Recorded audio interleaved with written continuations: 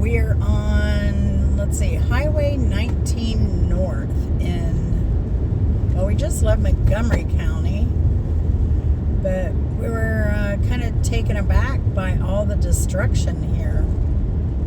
I think there's quite a mix here of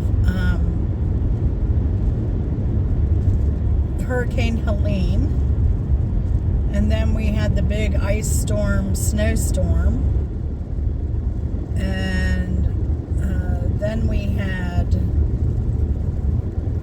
Chris looked it up, and because we're seeing a lot of green. If you notice, there's some green pine trees that are down. So it was current. It was just such a huge mix. Chris looked it up, and there was a storm that came through here February 6th that took down a lot of trees too. So we're seeing a lot of damage to houses. We're seeing a lot of uprooted trees. And the concerning thing here is that a lot of these are like, we're middle Georgia, south to middle Georgia right now. And a lot of this property down here, to like this property to the left you see, this is all timberland. So this is all forestry for timberland, which is for lumber, toilet paper, any paper products is what they use pine from Georgia for. We have a lot of paper plants, a lot of lumber mills here. So that's concerning.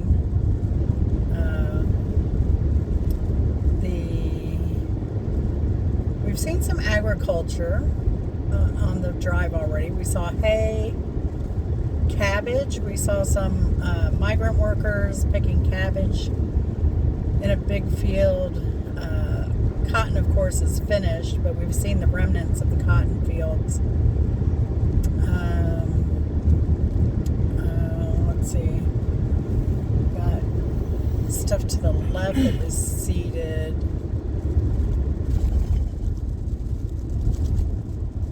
So here's a reference if you want to look it up on a map. It's US 19 and Highway 46. So it's been an interesting drive. We've seen a lot of destruction of homes. A lot of that going on. And I think what happened in North Carolina is going to end up happening here, is where you had these ancestral homes that were passed down from generation to generation, where there's no mortgage. Yeah, that roof had tarp on it. You're going to see people didn't have insurance, and then they're not going to have the money to repair the house. We've seen some mobile homes that were in pretty bad shape, but looked like people were still living in them somehow. But yeah, it's really crazy, the destruction that we've seen.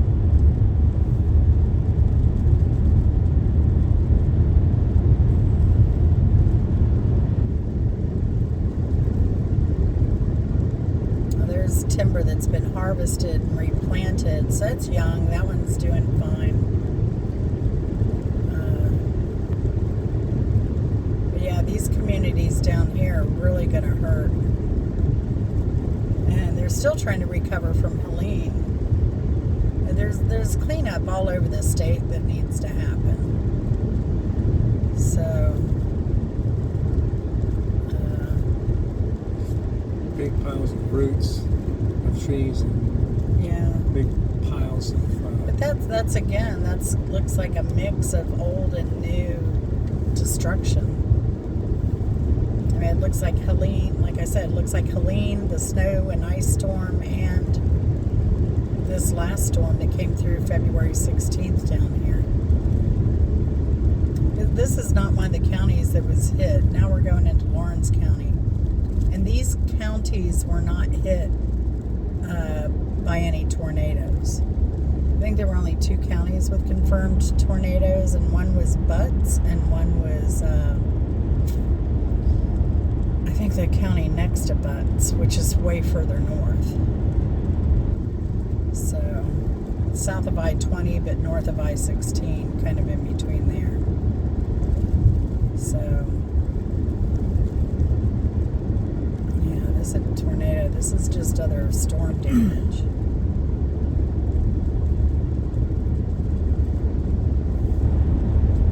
But we passed through one little town, and they had the most public housing that I think I've ever seen in my life for a small town. It was pretty incredible. And they had it on both sides of town. It wasn't just one community.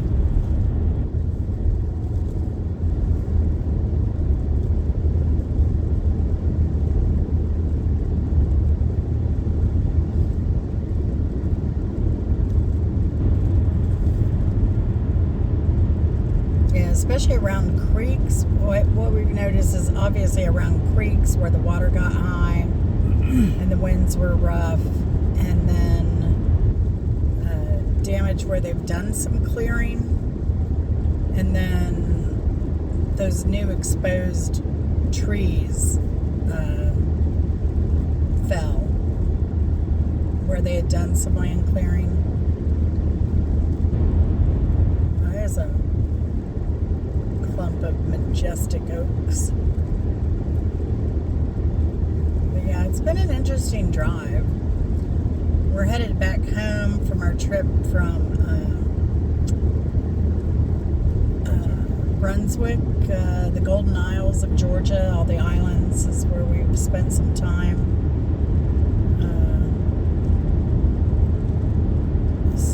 And when that storm moved through the other day, we stayed in the hotel room. We didn't go anywhere that day. Probably should have, because our bodies are screaming at us, but you know, laying in bed all day is not a good thing. My body hated me for that.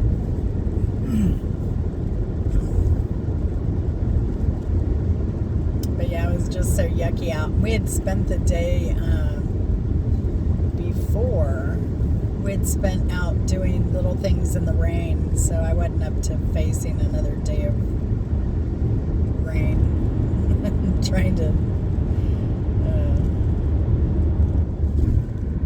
trying to find things to do inside. But we'll be back down in this area again at some point, because it's an area I have not explored much.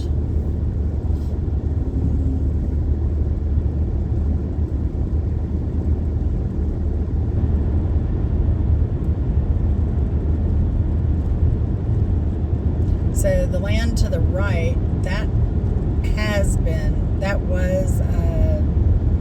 that's kind of what timberland looks like after they've cleared it for harvest.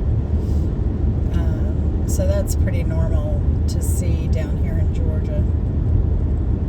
And if they don't replant it, then the hardwood stuff starts taking over, which is what happened there. But timber is interesting if you buy a lot of land. They're grandfathered clauses in regards to tax timber and percentages you can sell and that type of stuff. It's a whole another accounting thing. So if you own land and timber and want to sell,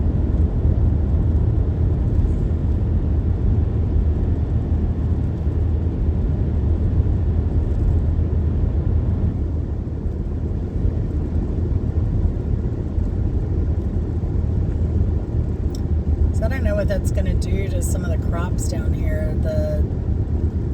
I've seen some peach trees in bloom, redbud in bloom. Some of the hardwoods are just starting. You can see up here on the left, they're starting to bud out. So they have red tips on them.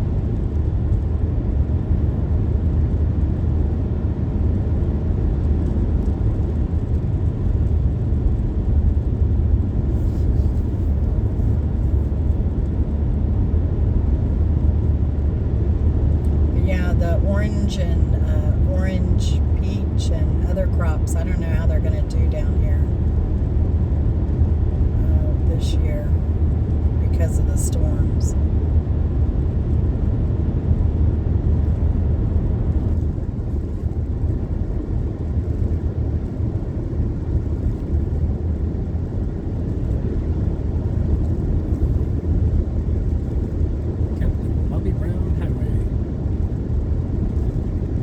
It's not Whitney Houston's Bobby Brown. Nope.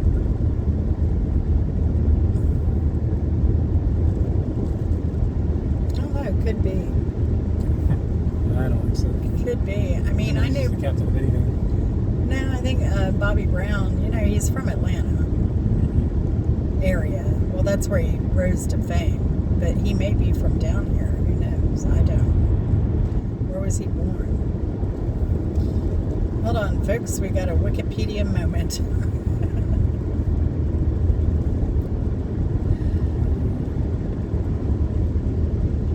I'm going to guess. I think there was a sheriff named Bobby Brown that was down here in South Georgia, though.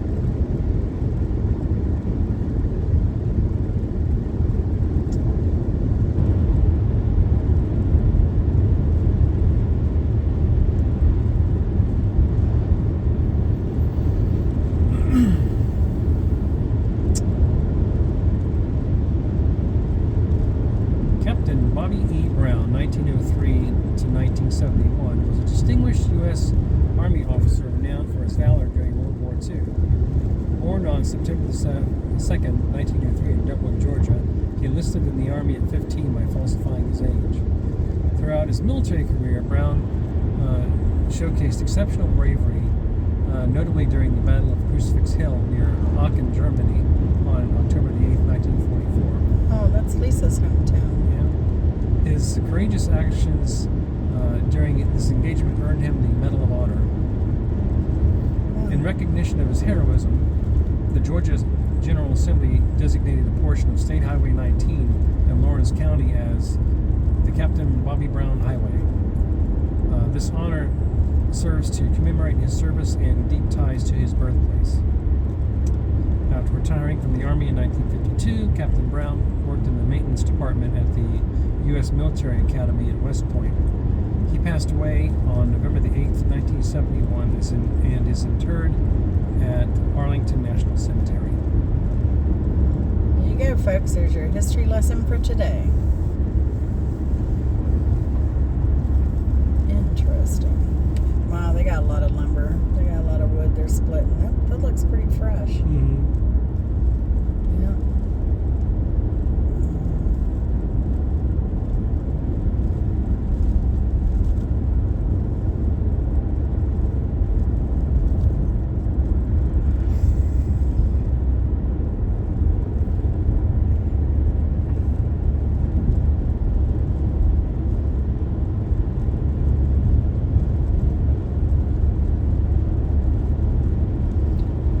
Back there that looked pretty old. It looked like it was like 1920s maybe.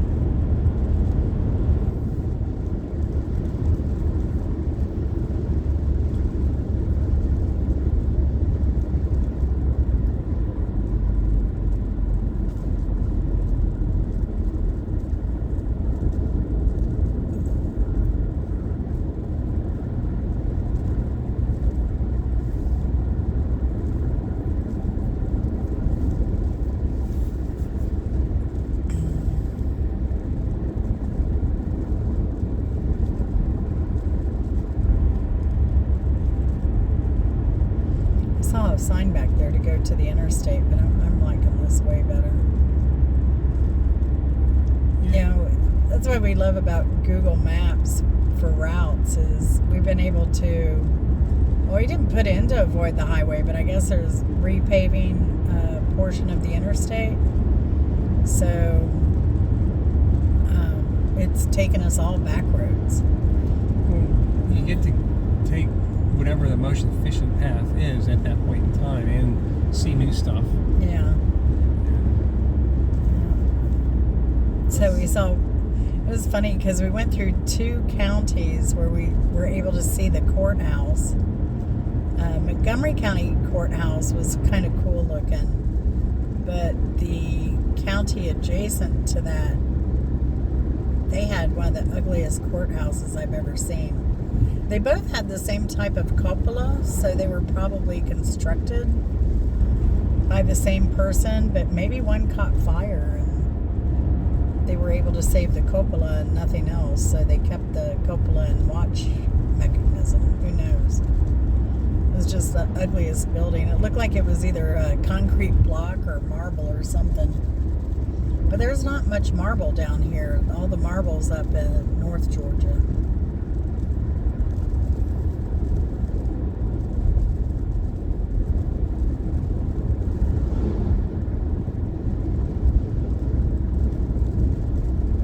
So up in North Georgia, you will see some marble structures.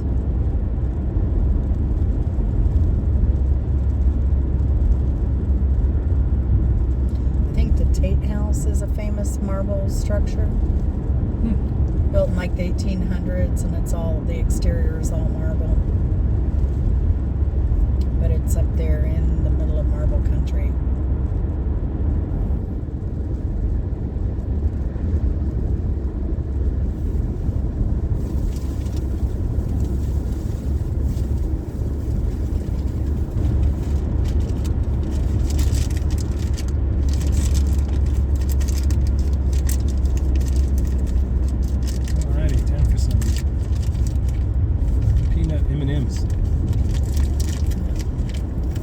Sugar break.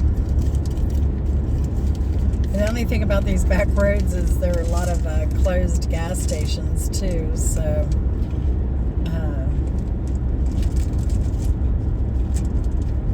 kind of like going through the desert. You want to make sure you have plenty of gas. They'll be stuck on there with the horse with no name. Yeah.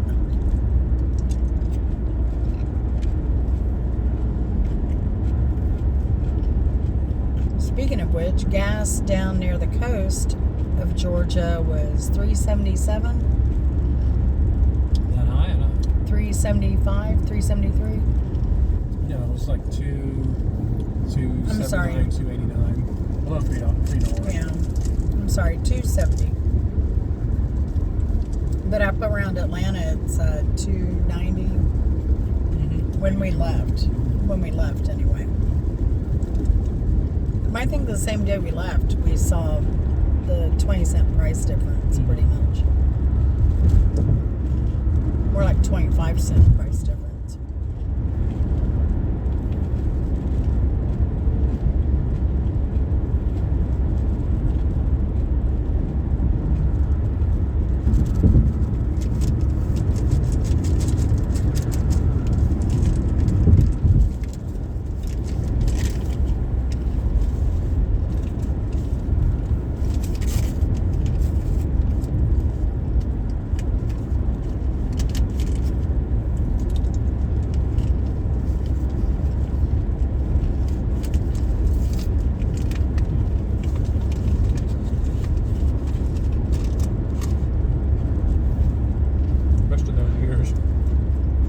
Thank you.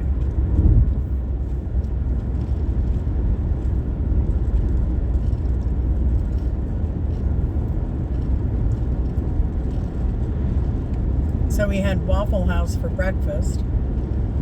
We both ordered the Texas cheesesteak sandwich and hash browns scattered smothered. That means with onion and cheese. And we split a waffle.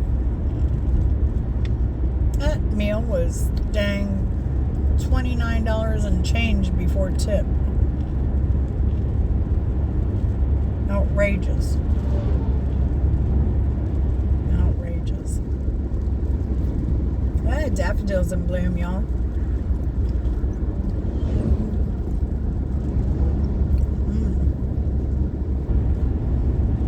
I think that forsythia was in bloom too. These are pecan trees to the right. Got a nice row in front of their house.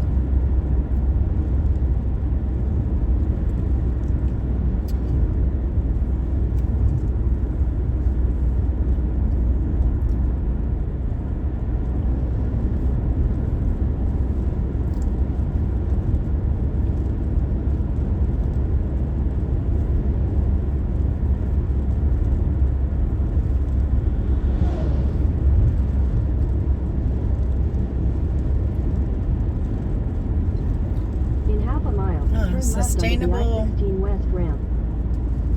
That was a sustainable agriculture farm back there. So I guess we're in Dublin. Welcome to Dublin, Georgia. Dublin's a town I've always wanted to check out. We'll have to do that sometime. Not today, though. It looks pretty cool. It's old, a lot of the buildings. The I-16 West ramp. A lot of the buildings are from the 1800s.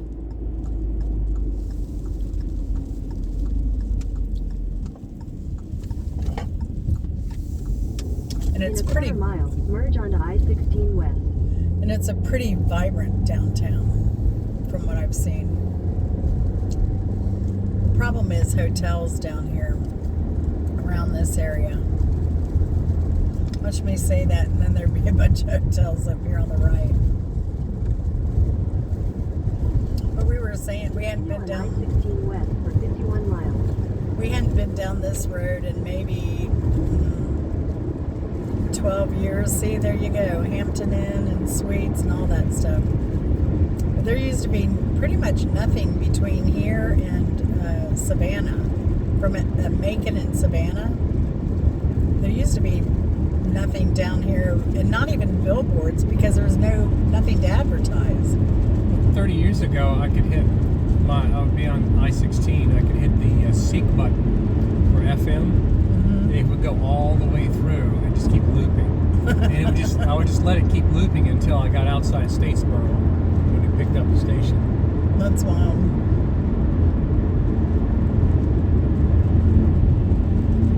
That's wild.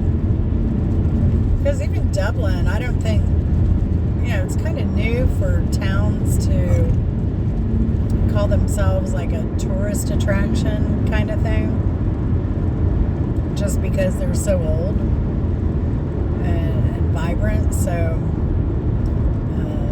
they're starting to build back these old towns that died out. I think Dublin is one here in Georgia. What's that other one near us? Monticello or Madison? Madison, Georgia. There are more daffodils.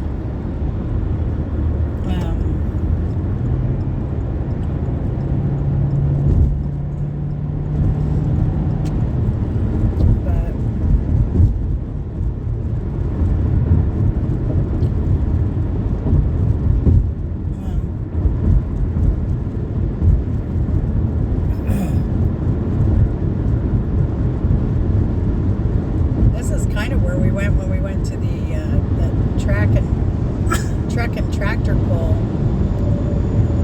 we took y'all on. It's kind of a little north of here, though. What was that, White County? White, Georgia is the city. Or White, Georgia, yeah, the city of White. So we're 51 miles from Macon and 132 miles from Atlanta. Is that what it said? I missed it, but it sounds about right. 48 miles to 75, so. Yeah. So, I'm not going to bore you with interstate travel.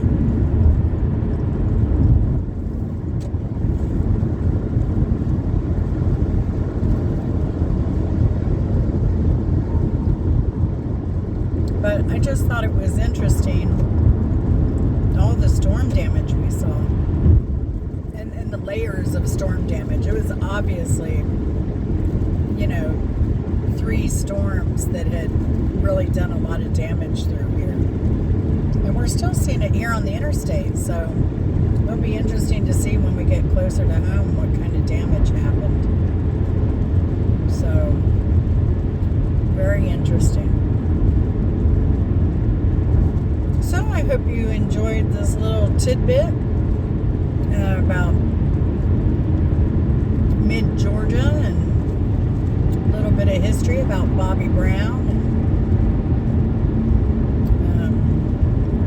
And I'll mention the reason this area is building up is because Georgia has expanded their ports. So the port of Savannah has expanded, and the port of Brunswick, which is just south of Savannah, was just named one of the busiest ports in the U.S. I believe that was the designation, and it said it beat out on the East Coast, and it beat out Baltimore as a port city. So, and it's mostly automotive import stuff, or because there are battery plants around here. There's a huge Hyundai plant back further to the east, and I mean it's enormous. So yeah, we're getting a lot of and of course you'll see all these trucks because they're moving goods from the ports to the rest of the U.S. So, but that's why this area has started to build up. But some of these plants now, that the tariffs are enacted and everything, they were going to build a multi-billion-dollar plant. It was going to be for EV battery thermal shield, and they said no, we're not going to do it now. So they just announced that they're not going to build. They're just going to keep their manufacturing up in Rhode Island and not expand because of the EV sales. And then with steel tariffs and everything coming on, they expect that to go down even more as costs go up, and the costs are going up for them too. So yeah, but anyway, as the world churns, right? So yeah, and there's a little bit of economic history for Georgia too. So we'll be signing off. Thanks for watching. Love you very much. We'll see you